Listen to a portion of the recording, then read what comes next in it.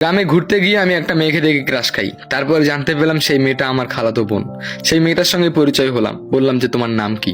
তারপরে সে তার নাম আমাকে বলল। এরপরে আমিও ভালো করে পরিচয় হলাম।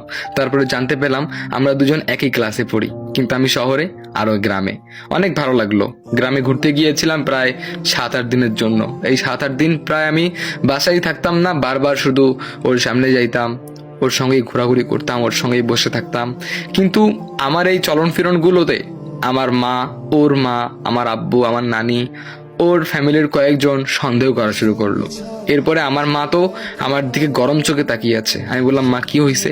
তখন আমার মা বলল, তোর কিন্তু ভাবসাব ভালো লাগতেছে না, এগুলো কিন্তু ভালো না। তারপরে আমার নানি আমাকে বলল, ওই মেয়ের থেকে দূরে দূরে থাকবি। জানি না এদের প্রবলেমটা কি, তবে আমার মনে হয় প্রবলেমটা ছিল একটাই, তখন আমাদের বয়সটা অনেক কম ছিল।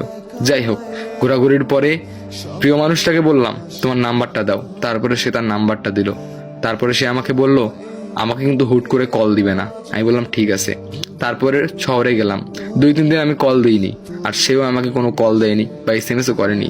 তারপরে হঠাৎ করে একদিন দেখলাম সে SMS দিছে। বাস, এরপরে ফোনের মধ্যেই কথা বলা শুরু হলো। 2-3 মাস চলে গেল ফোনের মধ্যে। তারপর হঠাৎ করে আমি একদিন ফোনটা রেখে স্কুলে চলে যাই, আর সে ফোন দিয়ে দেয়। আর তখন আমার ফোনটা আমার আম্মু রিসিভ করে। যখনই আমার আম্মু রিসিভ করে, সঙ্গে সঙ্গে ও বলল, আজকে সকালে কেন ফোন দাওনি? তখনই আমার মা ওর কণ্ঠ শুনে বুঝতে পেরেছে এটা আমার খালাতো বোন, মানে এটা তার ভাস্তি।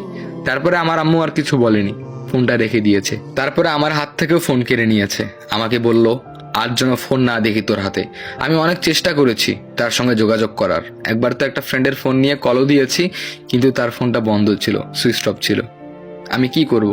তারপর আব্বু আম্মু আমাকে গ্রামে যেতেও দেয় না, আমাকে বন্দি করে রেখেছে। এরকম একটা অবস্থা। যাই হোক, 2-3 বছর পর